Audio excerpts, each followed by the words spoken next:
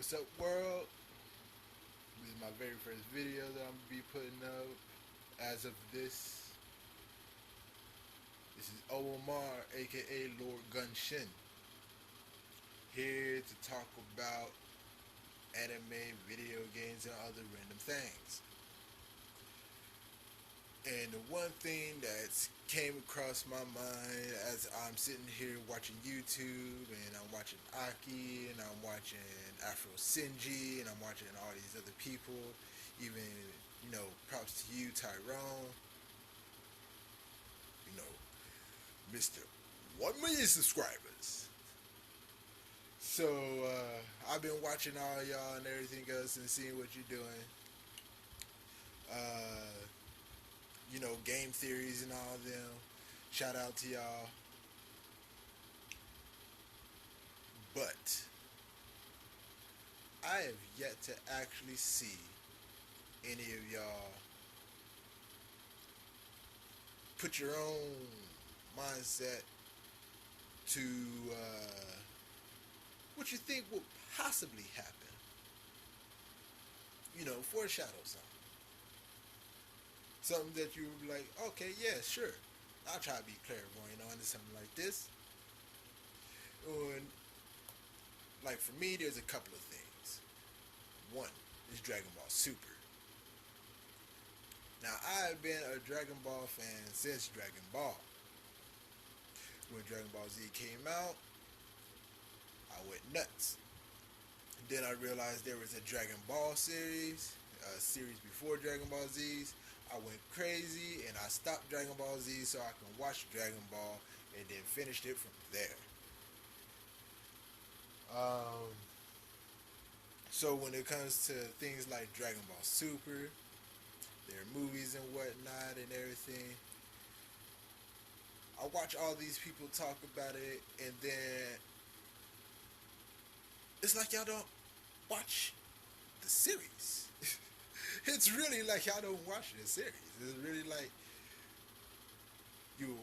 It's like you watch it, but you're not taking in consideration what everything is.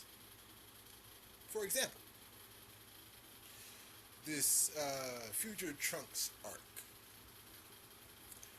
The thing that's got me worried and got me thinking is that y'all trying to figure out what's with Trunks' hair.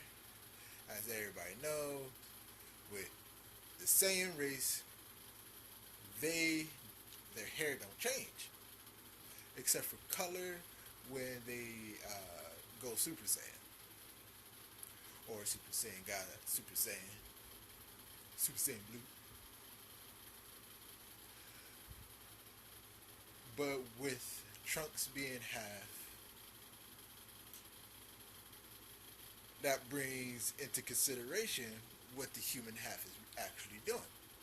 Now, if you think about it, and as y'all know, within the mangas, Bulma's hair does go from purple to, purple to blue.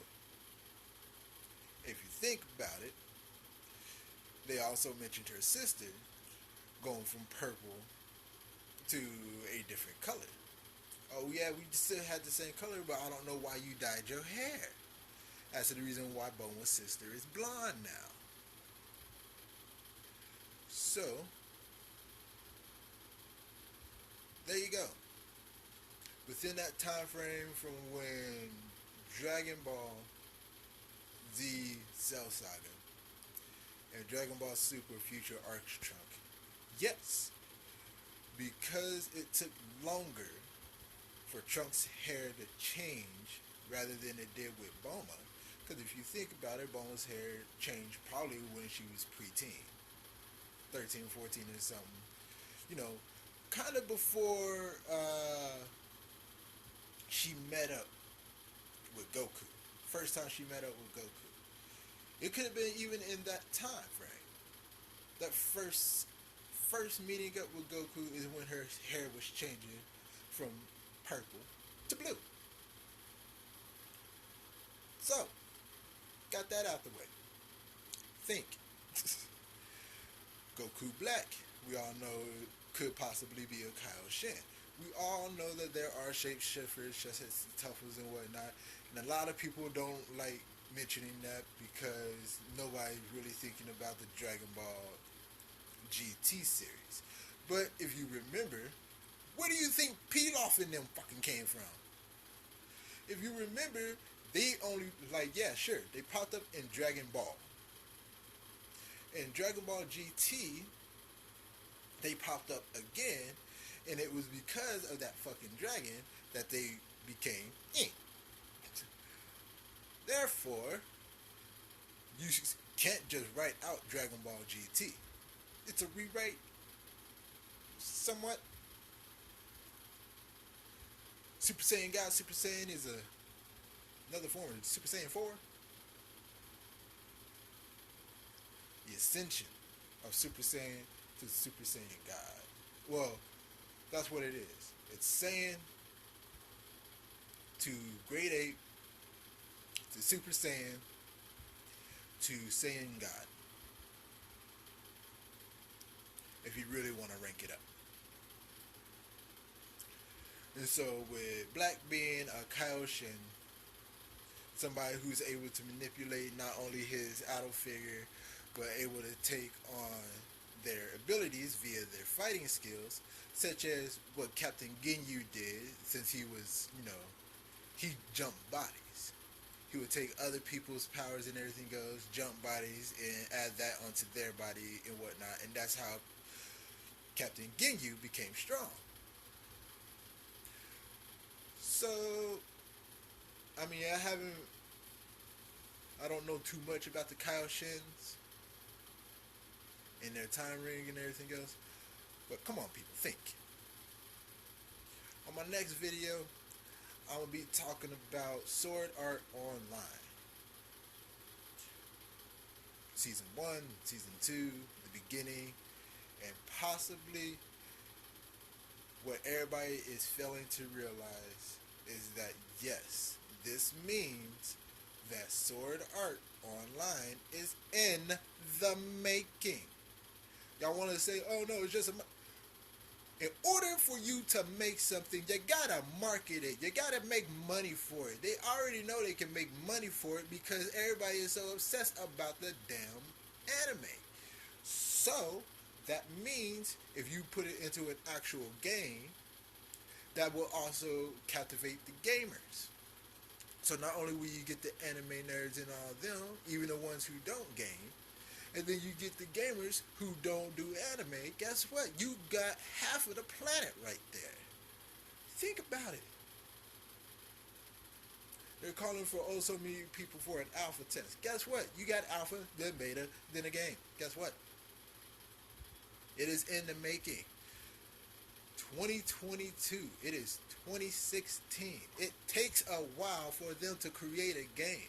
But even in the commercial, it showed you that they were sitting there creating the marketplace.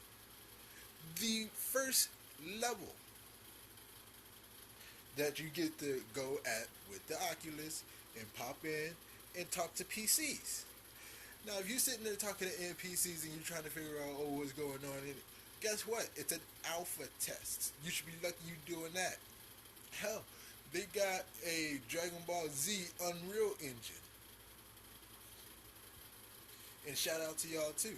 But they sitting there trying to put it so that you can actually go out and be, part of the DBZ world. Get up, run, fly over here.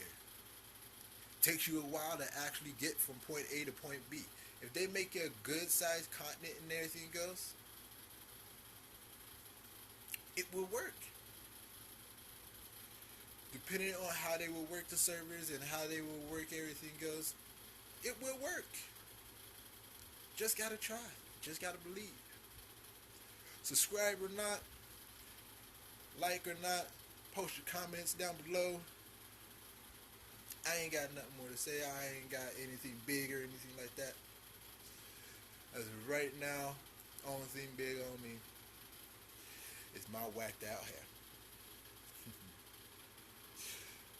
Live it, love it, learn it, but remember, try to assimilate.